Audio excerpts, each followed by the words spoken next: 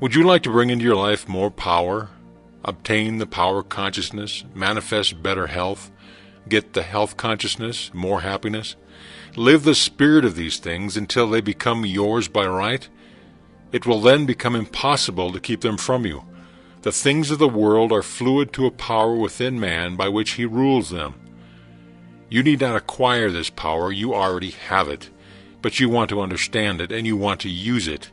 You want to control it. You want to impregnate yourself with it so that you can go forward and carry the world with you. Day by day as you go on, as you gain momentum, as your inspiration deepens, as your plans crystallize, as you gain understanding, you will come to realize that this world is no dead pile of stones and timber, but that it is a living thing. It is made up of the beating hearts of humanity. It is a thing of life and beauty. It is evident that it requires understanding to work with material of this description. But those who come into this understanding are inspired by a new light, a new force.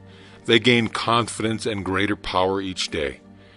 They realize their hopes and their dreams come true. Life has a deeper, fuller, clearer meaning than ever before. That much gathers more is true on every plane of existence, and that loss leads to greater loss is equally true. Mind is creative, and conditions, environment, and all experiences in life are the result of our habitual or predominant mental attitude. The attitude of mind necessarily depends upon what we think. Therefore, the secret of all power, all achievement, and all possession depends upon our method of thinking. This is true because we must be before we can do, and we can do only to the extent which we are, and what we are depends upon what we think. We cannot express powers that we do not possess. The only way by which we may secure possession of power is to become conscious of power, and we can never become conscious of power until we learn that all power is from within. There is a world within, a world of thought and feeling and power, of light and life and beauty, and although invisible, its forces are mighty. The world within is governed by mind. When we discover this world, we shall find the solution for every problem, the cause for every effect. And since the world within is subject to our control, all laws of power and possession are also within our control. The world without is a reflection of the world within. What appears without is what has been found within. In the world within may be found infinite wisdom, infinite power, infinite supply of all that is necessary, waiting for unfoldment, development, and expression. If we recognize these potentialities in the world within, they will take form in the world without. Harmony in the world within will be reflected in the world without by harmonious conditions, agreeable surroundings, the best of everything. It is the foundation of health and a necessary essential to all greatness, all power, all attainment, all achievements, and all success. Harmony in the world within means the ability to control our thoughts and to determine for ourselves how any experience is to affect us. Harmony in the world within results in optimism and affluence. Affluence within results in affluence without. The world without reflects the circumstances and the conditions of the consciousness within. If we find wisdom in the world within, we shall have the understanding to discern the marvelous possibilities that are latent in this world within, and we shall be given the power to make these possibilities manifest in the world without. As we become conscious of the wisdom in the world within, we mentally take possession of this wisdom. And by taking mental possession, we come into actual possession of the power and wisdom necessary to bring into manifestation the essentials necessary for our most complete and harmonious development. The world within is the practical world in which the men and women of power generate courage, hope, enthusiasm, confidence, trust, and faith, by which they are given the fine intelligence to see the vision and the practical skill to make the vision real. Life is an unfoldment, not accretion. What comes to us in the world without is what we already possess in the world within.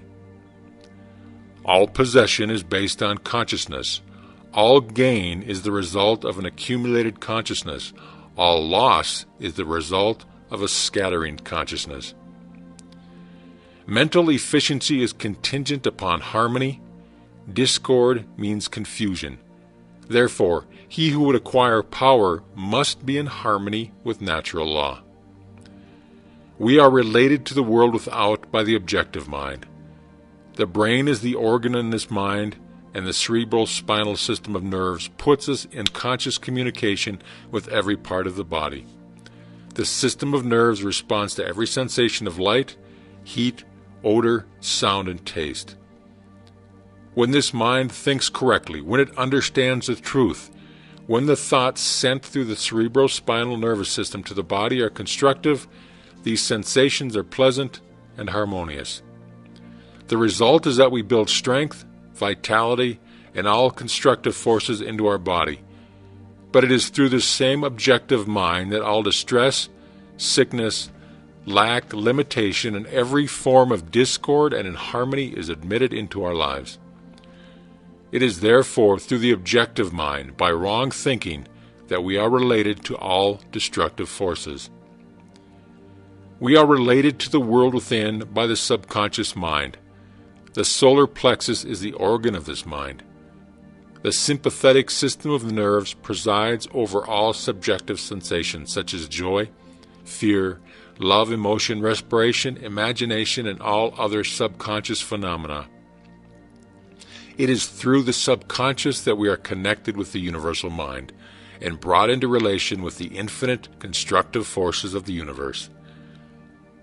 It is the coordination of these two centers of our being and the understanding of their functions which is the great secret of life. Mind is static energy. Thought is dynamic energy. The two phases of the same thing. Thought is therefore the vibratory force formed by converting static mind into dynamic mind. As the sum of all attributes are contained in the universal mind, which is omnipotent, omniscient, and omnipresent, these attributes must be present at all times in their potential form in every individual.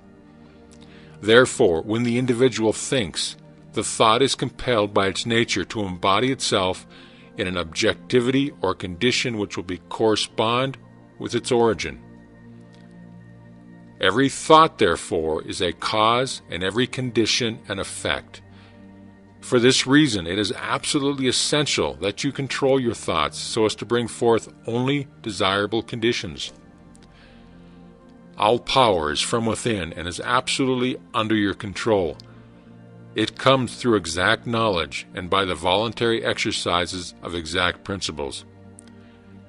It should be plain that when you acquire a thorough understanding of this law and are able to control your thought processes, you can apply it to any condition. In other words, you will have come into conscious cooperation with omnipotent law, which is the fundamental basis of all things. The universal mind is the life principle of every atom which is in existence. Every atom is continually striving to manifest more life. All are intelligent, and all are seeking to carry out the purpose for which they were created.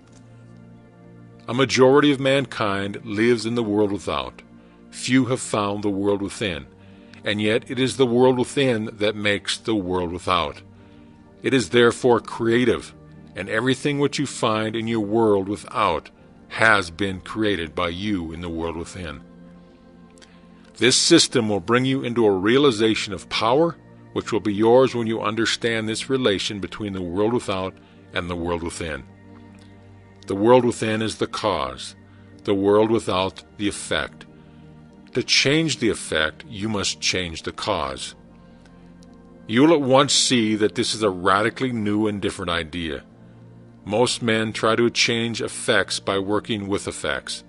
They fail to see that this is simply changing one form of distress for another.